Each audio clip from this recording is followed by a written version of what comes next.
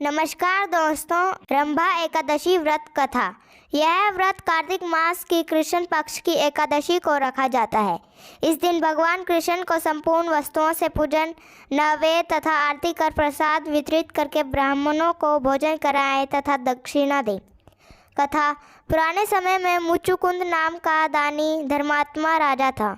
वह प्रत्येक एकादशी का व्रत करता था। राज्य की प्रजा भी उसकी देखी देखी प्रत्येक एकादशी का व्रत रखने लगी थी। राजा के चंद्रभागा नाम की एक पुत्री थी। वह भी एकादशी का व्रत करती थी। उसका विवाह राजा चंद्रसेन के पुत्र शोभन के साथ हुआ।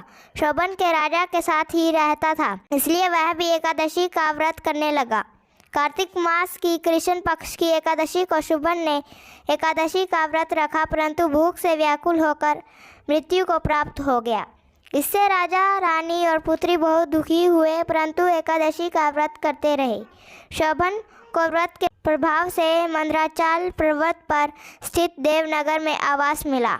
वहाँ उसकी सेवा में रंभादी अप्सराएं तत्पर थी। अचानक एक दिन मुचुकुंद मंदराचल पर्वत पर गए तो वहाँ पर उन्होंने शोभन को देखा।